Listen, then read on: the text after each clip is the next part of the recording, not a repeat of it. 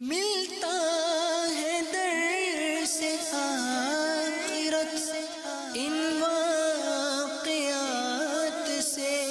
سیکھیں سبق آؤ اکابری کی حیات سے۔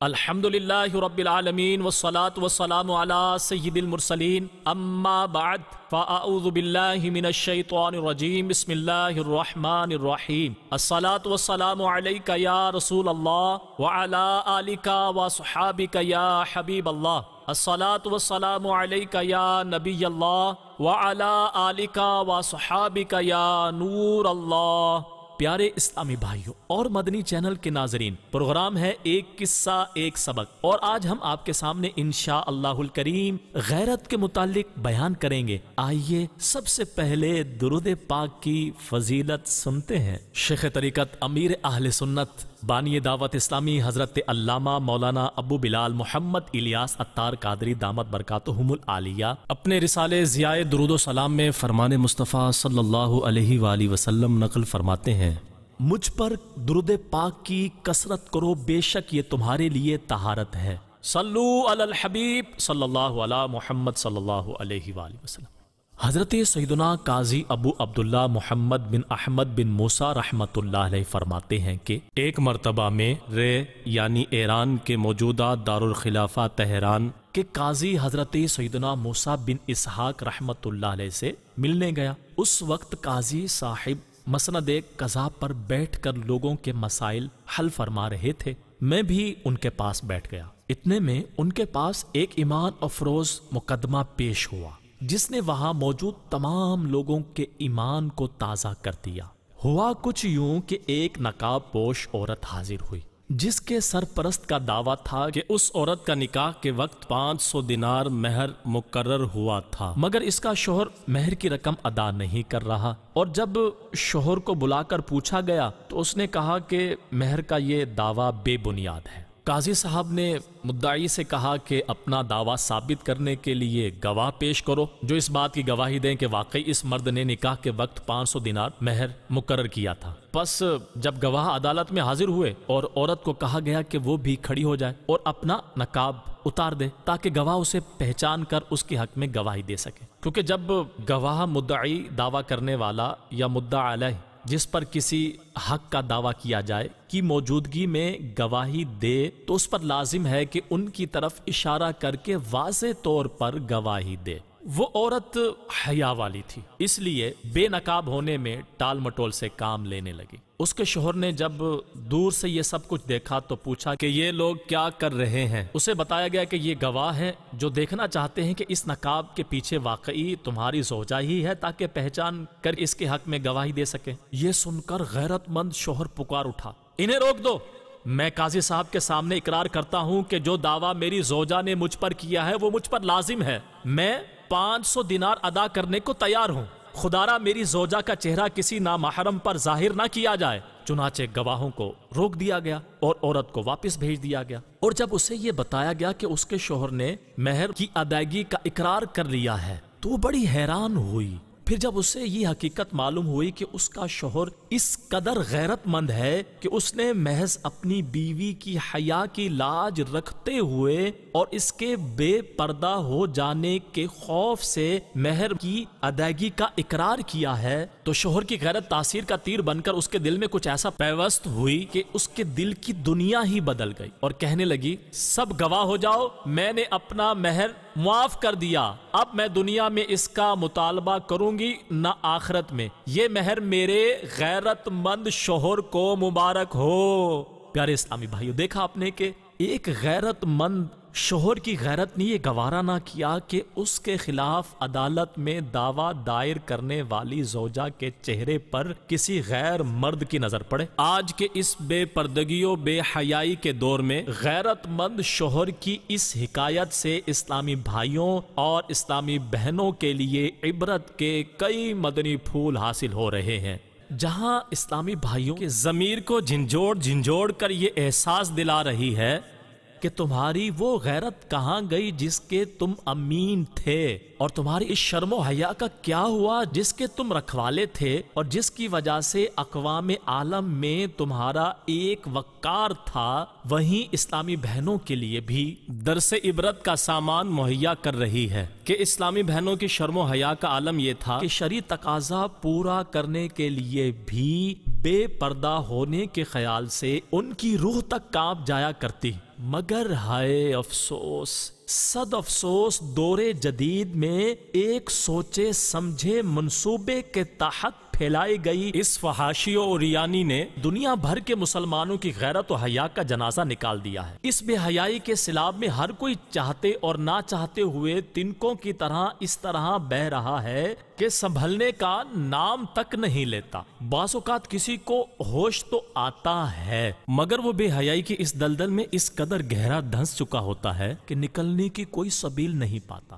یا یوں کہہ لیجئے کہ ہوش اس وقت آتا ہے جب پانی سر کے اوپر سے گزر چکا ہوتا ہے۔ اس سارے فساد کی جڑ بنیادی اسلامی علوم، صحابہ کرام اور سلف صالحین کے مقدس کردار سے لا علمی ہے، جس کی وجہ سے فیشن کے نام پر مغربی تہذیب کی وہ اندھی تقلید ہے جس نے بے شمار اسلامی بھائیوں اور اسلامی بہنوں کو اپنی لپیٹ میں لے رکھا ہے۔ اسکولوں، کالج اور یونیورسٹیز میں کو ایجوکیشن کے نام پر نوجوان لڑکے لڑکیوں کی آپس میں دوستی و ہم نشینی، گھر میں کام کاج کے بہانے خادم و خادمہ سے بے تکلفی اور دیگر کئی خوشی و غمی کی تقریبات میں مرد و زن کا آپس میں اختلاط، مل جل کر بیٹھنا، باتیں کرنا اور خالہ ذات، ماموں ذات، پھپھی ذات وغیرہ سے بے تکلف ہونا کسی سے پوشیدہ نہیں۔ چنانچہ اگر کوئی یہ کہے کہ اس سیلاب کے سامنے بند باندھنا ممکن نہیں، یا اس بے حیائی و بے پردگی کو روکنے کی اس میں ہمت و طاقت نہیں، تو کیا اس کا ایمان اس قدر کمزور ہو چکا ہے کہ وہ برائی کو برائی سمجھنے سے بھی قاصر ہے؟ کیونکہ فرمان مصطفیٰ صلی اللہ علیہ وآلہ وسلم جو بری بات دیکھے اسے چاہیے کہ اپنے ہاتھ سے بدل دے، اور اگر ہاتھ سے بدلنے پر قادر نہ ہو تو زبان سے بدل دے،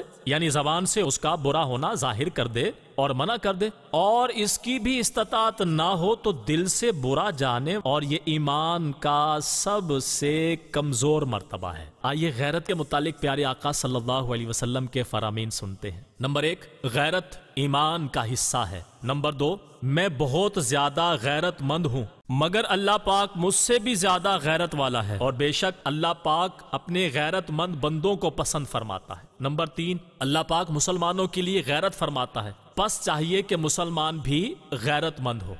پیارے اسلامی بھائیوں، آئیے یہ بھی جان لیتے ہیں کہ غیرت کسے کہتے ہیں۔ حضرت سیدنا سید شریف جرجانی رحمت اللہ علیہ کتاب التعریفات میں غیرت کی وضاحت کچھ یوں فرماتے ہیں: اپنے حق میں غیر کی شرکت کو ناپسند کرنا غیرت کہلاتا ہے۔ عمدۃ القاری میں ہے کہ غیرت دل کی حالت کے تبدیل ہونے کو کہتے ہیں، یعنی میاں بیوی کے کسی خاص حق میں کوئی غیر شریک ہو جائے تو دل میں پیدا ہونے والی غیظ و غضب کی کیفیت کو غیرت کہتے ہیں۔ حضرت علامہ سید محمد بن محمد حسینی زبیدی فرماتے ہیں کہ غیور یعنی غیرت مند وہ ہے جس کے دل میں کسی بات پر غیظ و غضب کی کیفیت پیدا ہو جائے تو وہ اس پر اظہار ناراضی کا حق بھی رکھتا ہو۔ حضرت سیدنا ابو القاسم عبد الکریم کشیری غیرت کے متعلق رسالہ کشیریہ میں کچھ یوں ارشاد فرماتے ہیں: چونکہ غیرت سے مراد غیر کی شرکت کو ناپسند کرنا ہے، لہٰذا اللہ پاک کی غیرت سے مراد یہ ہے کہ اللہ پاک اپنے حق میں غیر کی شرکت کو پسند نہیں فرماتا، اور اس کا حق یہ ہے کہ بندہ اسی کی فرما برداری کرے، جیسا کہ پیارے آقا صلی اللہ علیہ وآلہ وسلم اپنے پروردگار کی غیرت کے متعلق ارشاد فرماتے ہیں: بے شک اللہ پاک غیور ہے اور مومن بھی غیرت مند ہے، اور اللہ پاک کی غیرت اس پر یہ ہے کہ مومن وہ کام نہ کرے جنہیں اللہ پاک نے حرام قرار دیا ہے۔ نبی کی غیرت کے متعلق اعلیٰ حضرت مولانا شاہ امام احمد رضا خان فتاوی رضویہ شریف میں فرماتے ہیں کہ کسی بھی صفت میں حضور اقدس صلی اللہ علیہ وآلہ وسلم کی مثل دوسرا شخص نہیں۔ حضور کی ایک صفت غیرت بھی ہے، تو حضور صلی اللہ علیہ وسلم خلق خدا میں سب سے زیادہ غیرت مند ہے، اور خدائے برتر ان سے بڑھ کر غیرت والا ہے۔ پیارے اسلامی بھائیوں، اگر شریعت کے اصولوں پر عمل کیا جائے تو یقیناً معاشرے میں پھیلی بے حیائی و بے پردگی کا سد باب ہو سکتا ہے۔ اسلام کے چوتھے خلیفہ امیر المؤمنین حضرت سیدنا علی المرتضیٰ کرم اللہ وجہہ الکریم فرماتے ہیں کہ پیارے آقا صلی اللہ علیہ وآلہ وسلم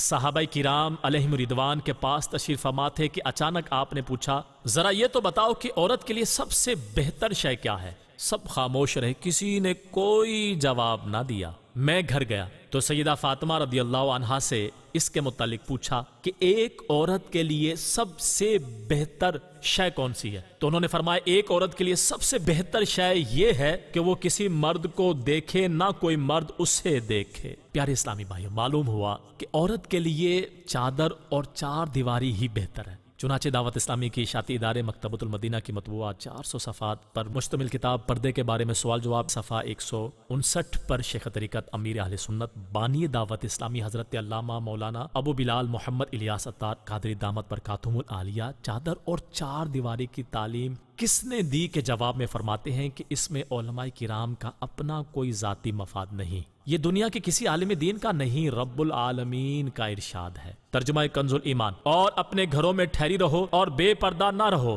جیسے اگلی جاہلیت کی بے پردگی۔ دیکھا آپ نے، عورت کے لیے چادر اور چار دیواری کا حکم کسی عام شخص کا نہیں۔ حضرت سیدنا حافظ عبداللہ بن محمد بن ابی شیبہ کفی نے ایک روایت نقل کی ہے کہ عورت سر سے لے کر پاؤں کے ناخنوں سمیت عورت یعنی چھپانے کی چیز ہے۔ مزید نقل فرماتے ہیں کہ عورتوں کو چار دیواری میں ہی رہنے دو، کیونکہ عورت یعنی چھپانے کی چیز ہے۔ جب وہ گھر سے باہر نکلتی ہے تو شیطان اسے نگاہیں اٹھا کر دیکھتا ہے اور اسے کہتا ہے کہ تو جدھر سے بھی گزر رہی ہے ہر ایک کے دل کو بھا رہی ہے۔ پیارے اسلامی بھائیوں، معلوم ہوا کہ بے پردہ عورتوں کو دیکھنا شیطانی کام ہے اور اللہ پاک نے اس سے منع فرمایا ہے، اور جو اللہ پاک اور اس کے رسول صلی اللہ علیہ وسلم کی نافرمانی کرے یقیناً شیطان کا پیروکار ہے، اور اس سے بچنے کا واحد حل یہی ہے کہ نگاہیں جھکی رہیں۔ چنانچہ مردوں کی نگاہیں جھکائے رکھنے کے متعلق فرمانے رب پاک ہے۔ ترجمہ کنز الایمان، مسلمان مردوں کو حکم دو اپنی نگاہیں کچھ نیچی رکھیں۔ ہمارے پیارے پیارے آقا صلی اللہ علیہ وسلم نے جس طرح ہمیں قرآن کریم پر عمل کر کے دکھایا ہے وہ اپنی مثال آپ ہے۔ بس نگاہیں نیچی رکھنا اللہ پاک کا حکم ہے، اور آپ صلی اللہ علیہ وسلم کی بہت ہی پیاری ادا بھی، جیسا کہ روایات میں آتا ہے آپ صلی اللہ علیہ وسلم کی نظر مبارک اکثر زمین کی طرف جھکی رہتی۔ یا الہی رنگ لائیں جب میری بے باکیاں، ان کی نیچی نظروں کی حیا کا ساتھ ہو۔ پیارے اسلامی بھائیوں، اسلام دین فطرت ہے اور اس نے خانگی و معاشرتی زندگی کا حسن برقرار رکھنے کے لیے اپنے ماننے والے کو زندگی گزارنے کے بے شمار مدنی پھول عطا فرمائے ہیں۔ بس عورت کی عزت و عصمت کی حفاظت چار دیواری ہی میں ہے، اور اگر بامر مجبوری چار دیواری سے نکلنا بھی پڑے تو چادر سے کبھی نہ نکلے، یعنی ہرگز بے پردگی نہ کرے۔ اور مرد بھی عورت کو دیکھنے سے بچے کہ نظر شیطان کے زہریلے تیروں میں سے ایک تیر ہے، کیونکہ گناہ کی ابتدا نظر سے ہی ہوتی ہے۔ نہ جانے یہ گناہ کہاں سے کہاں لے جائے، جیسا کہ مروی ہے کہ آنکھ کی بدکاری بد نگاہی ہے۔ یہ روایت دعوت فکر دے رہی ہے کہ بد نظری کس قدر قابل مذمت ہے۔ اللہ پاک ہمیں بد نگاہی سے محفوظ فرمائے اور نگاہیں نیچی رکھنے کی توفیق عطا فرمائے، آمین۔ پیارے اسلامی بھائیوں، آج کے پروگرام کا وقت اختتام کی طرف بڑھ رہا ہے۔ آئندہ ایک نئے واقعے اور سبق کے ساتھ حاضر ہوں گے، تب تک کے لیے اجازت دیجیے، دیکھتے رہیے مدنی چینل۔ صلو علی الحبیب صلی اللہ علی محمد صلی اللہ علیہ وآلہ وسلم۔ ملتا ہے در سے آخرت ان واقعات سے،